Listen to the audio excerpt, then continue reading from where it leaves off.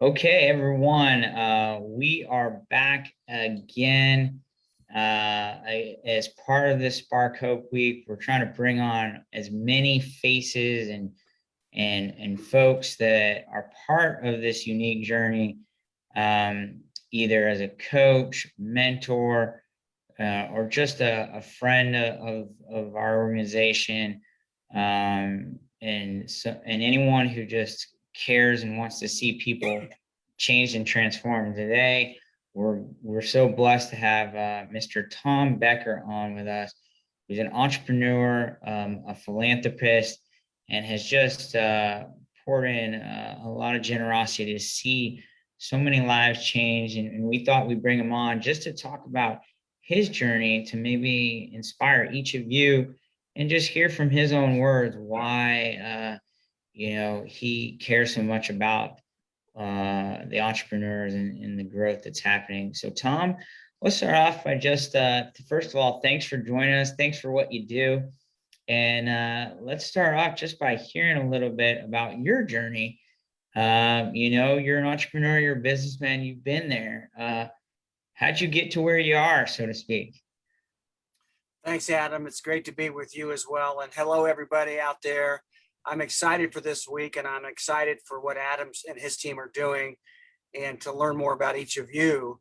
And I've met some of you on the Zoom calls, and that's been exciting to see what you're doing out there. So our family has a small business.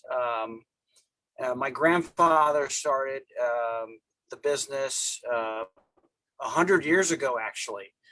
And he started in the Midwest, here, Dayton, Ohio, Cincinnati, Dayton, Ohio area.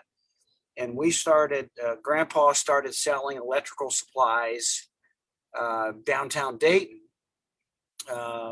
He was actually working at a hardware store, and he noticed that there was a lot more people buying electrical supplies.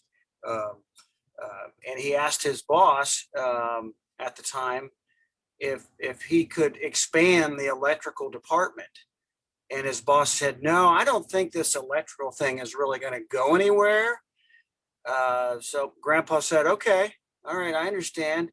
And he got some money together. He borrowed some money, much like we're talking about this week.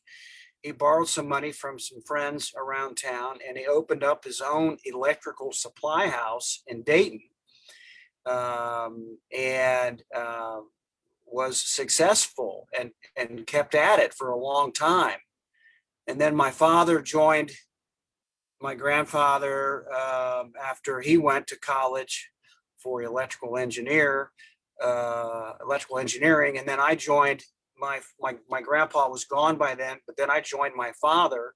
So we've been doing the electrical supply business thing here in Ohio for 100 years now. And the thing about entrepreneurship that we notice as a family is once it starts in your family, then different other generations and other people in your family, they can understand it easier because a family member is working for themselves, owning their own business, starting their own business. So it really spreads around the neighborhood and the family when there's somebody involved in small business and entrepreneurship. And that held true for my brothers and sisters and myself and cousins and all through the family.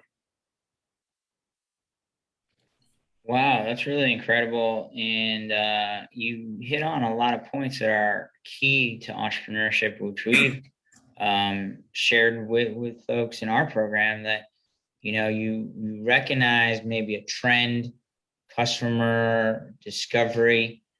Obviously at that time, if people were asking those questions, your grandpa noticed that. And I think what's great about that story is the boldness there to say, okay, well, if you're not going to let me kind of expand the store, I'm going to go on my own and go and do it.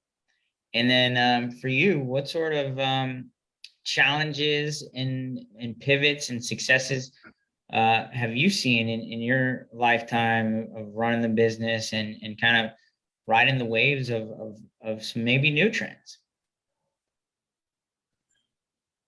Well, lots of, electricity and computers and internet, all of that is changing constantly. So we had to adjust our business to the energy saving products and the solar products and the telephone and data products. So we added those over the years, especially energy saving, because the last 20 years, there's been a focus on products that use less energy and are more efficient.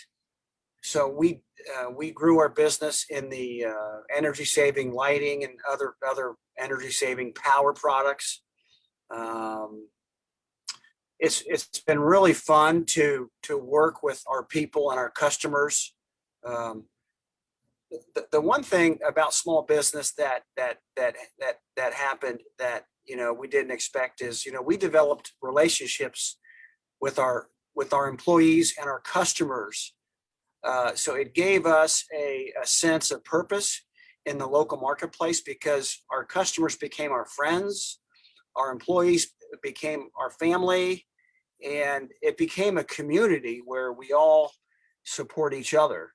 And that was an amazing thing that occurred over the years. Is that we all did something different, but we all came together to make it work for everyone, and that was really exciting and a lot of fun getting to know our customers and our employees.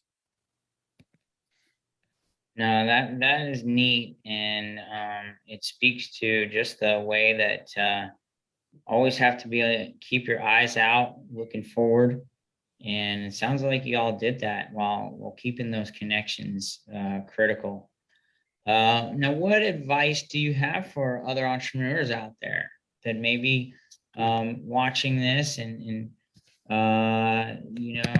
they want to learn too? I know that we've had you on a few times, and you've been able to impart a lot of wisdom into our Zambian entrepreneurs.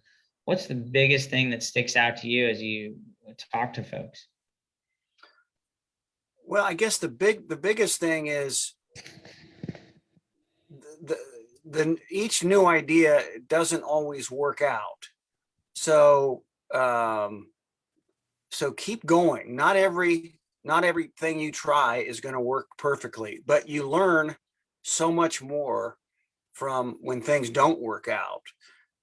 In fact, the things you learn from trying something new can be very valuable to your next adventure or next venture or next product or next service. So there's wisdom to be learned. There's more wisdom to be learned by our failures than our successes. In fact, the old saying goes, if you're not failing in a few areas, then you're probably not pushing hard enough, and you're not trying enough new things to expand and to learn and grow. So everything is a work in progress, and we learn so much more when things don't work perfectly, because those things that we learn can be very, very valuable later on in our business and in our life. No, so well said, so well said, and you're right. Sometimes we get distraught, disappointed in the failures, but if we see them as a growth opportunity, it's all about keep pushing. And just kind of pivoting then to, you've been able to see and kind of journey with us now for almost a year, and through much success and through the grace of God with your foundation, the Dayton Foundation, and how to bless this organization, the fruits of the labor, so to speak. What has led you to kind of as they say, sow seed into a mission like this. Obviously with charity, you're giving and don't expect return, even though as we're giving these loans, just as an accountability check on the ground, we make them loans. But for our US, it's just a donation. It's just a giving of the heart. How do you see that process of, being able to give money, hard-earned money sometimes, obviously, Sure. but knowing it's going for something that's not as tangible. It's not like a transaction. What is that like for you? Well, our family, um, my father especially, my father and mother, um, taught us to invest back in the community, invest back into the kingdom of God. And we really took that to heart, because the more that we spread around and invest back in the community, the better we do, it seems. The Lord has blessed us, and I think the Lord will bless those who bless others. Um, and a small business and an entrepreneur business allows you to do that. Um, so we learned early on that 10 or 20% of everything we make goes back into the community, or uh, the kingdom of God missions that we participate in. And we have all kinds of um, things that we do as of late, and it's been really rewarding and really fun to meet new people, and to see what the Lord is doing. The Lord can take, I think you said it, a small seed, and the Lord can take that seed and multiply it many, many times. And that's been fun to watch. No, that's so true. And just as kind of a final kind of question and thought piece, as a person of faith, obviously, you're able to lead your life and your business, your philanthropy, putting God first. As you said, put the kingdom. For those that may not have that type of background, what do you think that means? Is it like a kingdom, like, wow, we got castles? Or, this idea that just building something that maybe isn't for us and for God. Maybe unpack that for our audience. I think that's a neat concept. Well, I think it comes down to watch what the Lord is doing, and be vigilant and watch where that is happening, and join in whenever and wherever you can. So so the so the focus on serving others and serving the kingdom with the blessings that we've received really comes from that. Look where the Lord is at work, and roll your sleeves up and join in, a little or a lot, um, um, because the Lord can multiply your efforts in a big way that we can't even imagine. So that's been really the really been it came from the Blackaby book, Experiencing God. Perhaps some who view this will have read some of that, but Blackaby uh, had a really interesting take on that. Um, uh, Working in the kingdom as you have ability to do so. No, that's so well said, and I think it speaks to what we're trying to do here with this global village. That as it can't be one person, but as you see, God is moving, and then people move with that. Something beautiful is created, and I know, Tom, you definitely play a part, and I'm glad the Lord stirred you, and you said, "Let's get in there, right? Roll up the sleeves and see the work unfold." So, well, that's amazing. Well, thank you for being on.